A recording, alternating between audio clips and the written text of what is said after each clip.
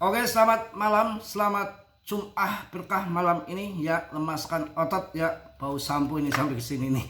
Siapkan jimat kalian ya untuk malam ini tentunya ya. Oke, berjumpa kembali dengan Mas Bro Tegal, akan saya bahas tuntas kubas di malam ini PP untuk kalian. Oke, kita lanjut. Namun kalian tetap diam, riset sendiri, jangan omongan saya kalian telan mentah-mentah. Karena dalam dunia kripto sangat berisiko tinggi, benar, bisa cuan dadak ataupun memble hancur-hancuran seumur hidup kalian. Ya, begitu emang yang terjadi pada kripto, harus banyak belajar. Gimana malam ini, Mas Bro, tampak seger nggak ya? Cari perawan lagi masih mampu nggak ya? Aduh, Mas kripto kok canda mulu, udah randa perawan sudah nggak karuan pokoknya membernya subscriber sudah apa aja lah yang cocok yang enggak minggat ya, apa peduli apa ya, kita di sini yang penting apa adanya. Gunggung keprok, pahit saya katakan pahit, manis saya katakan manis ya. Koin memble dower apa semua saya bahas semua di situ tanpa kecuali ya.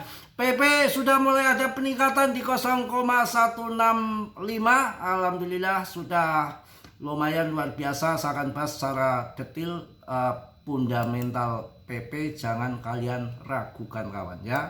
Tidak boleh diragukan, secara fundament PP saat ini yang terbaik.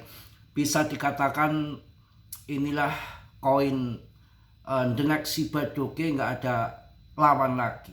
Lawannya dikatakan sudah pada minggat kalau takut dengan PP yang kapitalisasinya sekarang udah masuk 70 triliun kembali dengan pemegangnya yang meningkat terus ya. Secara koin yang fundamentalnya bagus, dalam arti tanpa unlock, tanpa koin yang akan gelontor lagi di market, nggak ada koin-koin supply yang akan diedarkan lagi ya.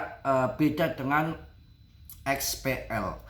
Kalau plasma dengan PP bedanya, PP koin komunitas, meme koin tanpa project, akan tetapi project itu nanti bisa belakangan, seperti Shiba Inu dulu nggak ada project, langsung bikin blockchain apa namanya Shibarium, akan tetapi kan nggak tahu blockchainnya pakai tempe apa kerupuk, kan macam-macam kita nggak tahu. Ada yang blockchain pakai baja kuat Cardano ya, kalau pakai kerupuk blockchain remuk kan ya, sama juga ya.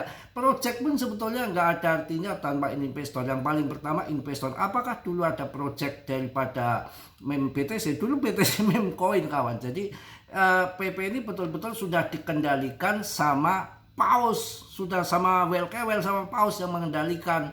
Mau dump and pump itu sudah tergantung paus, sudah nggak ada ikut campur lagi. Dengan depth-nya beda. Plasma ini masih banyak tantangan, masih banyak risiko. Dengan cuan yang berkali-kali lipat ke depan bisa saja, tapi risiko juga mengintai kita. Kita lihat saja nanti perjalanannya seperti apa, karena plasma ini depth-nya saja megang ada 25% dari pasokannya untuk depth-nya. Kemudian koin yang sehat itu kan sebetulnya cukup 7% seperti koin-koin yang lain kayak Cardano, ARB. Kemudian ini juga akan saya sedikit infokan untuk kalian untuk mengenai, sebelum saya bahas PP lebih lanjut ya. Kita akan bahas mengenai plasma ini sudah lumayan agak ada kenaikan ya. Untuk trade aja dulu sementara, kalau di long investkan untuk jangka panjang ya sedikit saja, jangan banyak-banyak, karena ada koin yang akan menggelontor lagi ya. Jadi plasma ini turun 4,1% dalam 24 jam terakhir, berada dengan kenaikan mingguan sebesar 18,32%. 18,23% masih naik dalam satu minggu ini. Jadi ada tuduhan penjualan oleh orang dalam. Ini kebanyakan koin-koin yang baru-baru ini semua mencari bulus lah, mencari uang. Yang mencari keuntungan dulu lah. Depth-nya nggak mungkin depth-nya itu kayak PP yang 3% udah dijual. Koin desentralis murni, bisa dikatakan rajanya meme coin ke depan ini PP. Dan sangat ramai sekarang, mulai di media-media tuh udah mulai ramai bahwa tahun 2026 itu akan di ETF-kan PP, karena sudah memenuhi syarat. Dan SEC sendiri yang statement udah PP itu udah memenuhi syarat. Dengan kapitalisasi itu dihitung kapitalisasinya, rankingnya, ordernya semua secara fundamental sudah memenuhi syarat, tinggal tunggu siapa yang akan memperdagangkan ETF PP aja ya. Plasma ini dituduh oleh orang dalam bahwa tujuan penjualan oleh orang dalam, komunitas menuduh dompet yang terkait dengan tim melakukan penjualan token sebelum peluncuran. Volatilitas derivatif lonjakan harga aneh sebesar 4 dolar, kok 4 dolar, coba 4 dolar di bursa Aster memicu likuidasi dan penurunan kepercayaan. Inilah koin-koin baru tuh di situ. Tapi saya tetap yakin kalau ini nanti proyeknya benar, karena blockchain real yang khusus dalam bidang blockchain, proyek besar, ada orang besar di sini, si Paul namanya, debtnya ini Paul siapa, jangan asal jangan Pauli ya, kalau Pauli bahaya. Dulu kan si PP itu kan pertama ya goncang ganjing, pertamanya itu debtnya nyuri si namanya Pauli itu, karena Pauli, tapi debt yang lain kan nggak satu, ada tim yang lain amanah, tendang Pauli, buang dompetnya diambil lagi, dia nggak bisa jual apa-apa. Akhirnya dia membuat koin baru namanya PP yang merah itu, PP apa itu dulu, tapi nggak laku, nggak dapat investor.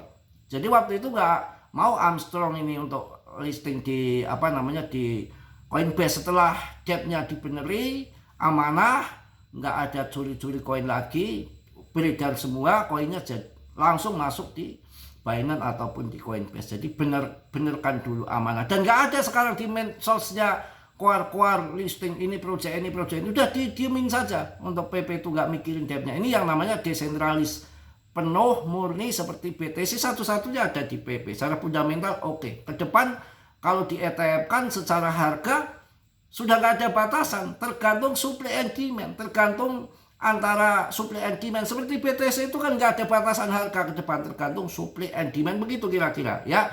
Jadi ada tuduhan penjualan oleh orang dalam, komunitas menuduh dompet yang terkait dengan tim melakukan penjualan token sebelum peluncuran. Volatilitas derivatif lonjakan harga aneh sebesar 4 dolar di bursa Aster. 4 dolar di bursa Aster. Aster memicu likuidasi dengan penurunan kepercayaan ya. Juga tekanan ambil untung setelah XPL naik 417% dalam 90 hari. Seperti saya kemarin udah ambil untung ya.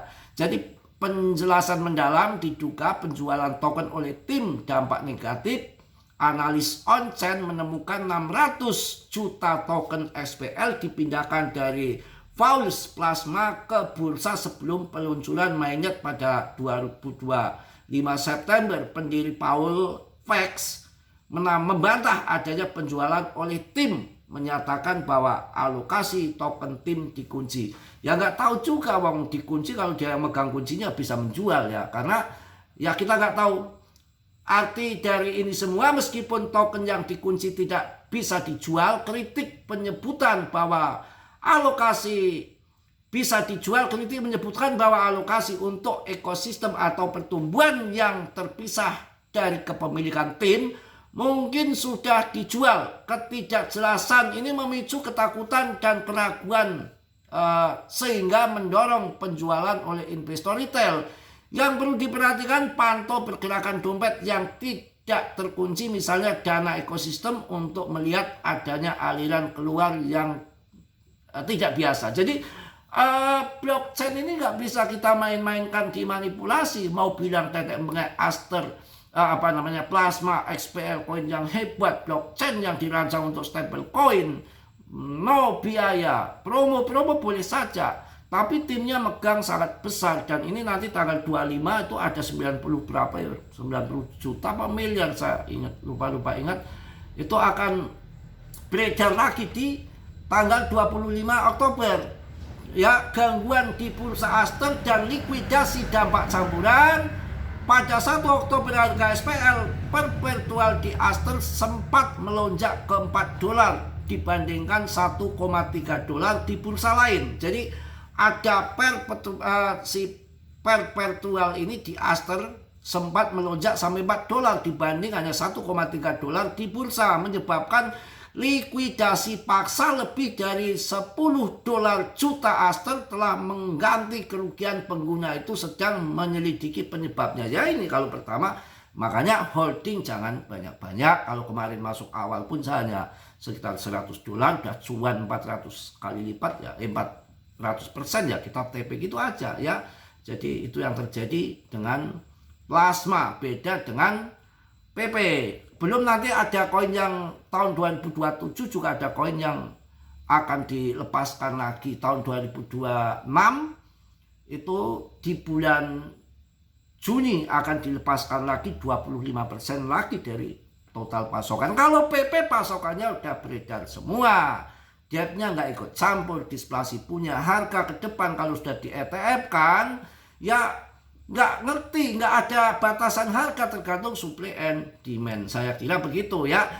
Ada 3 koin yang sekarang lagi diburu well di bulan Oktober ini, salah satu elite coin. Juga ada Immutable, IMX. IMX itu layer 2-nya koin yang berbasic game kalau nggak salah, itu di ekosistem Ethereum, listing di tahun 2021, kemudian bear market mampu bertahan, yang pertama mampu bertahan ya itu, dan sekarang sudah turun dalam karena ATH-nya 111.000, sekarang hanya sekitar 11.000 rupiah, 11.000 aja itu bisa jadikan investasi, itu boleh ya.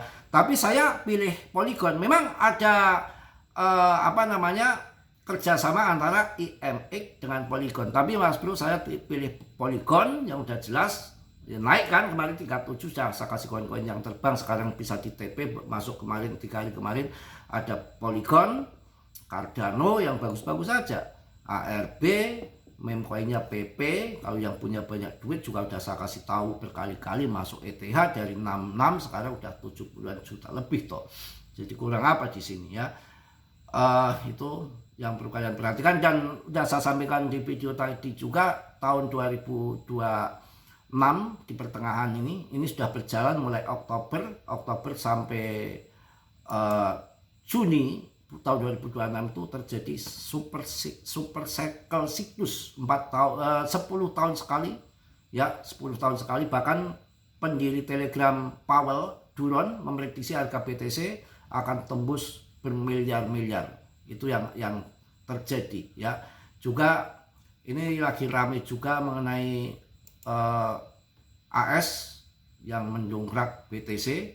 Ada yang namanya penutupan pemerintah AS dipicu lonjakan besar di pasar kripto. Bagaimana prospek Oktober? Pasar keuangan global baru-baru ini dikejutkan dengan berita penutupan pemerintah Amerika Serikat. Berbeda dengan pasar finansial tradisional yang cenderung mengalami penurunan.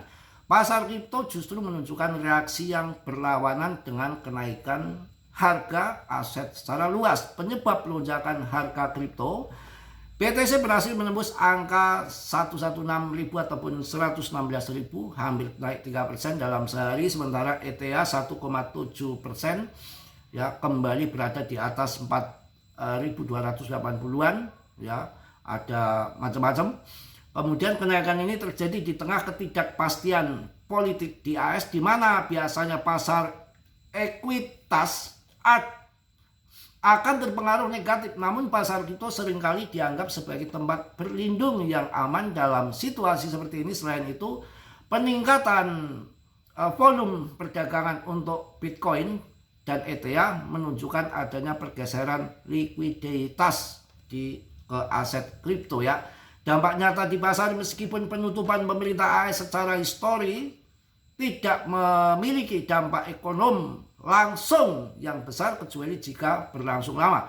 Dampak terhadap kripto lebih bersifat psikologis daripada fundamental.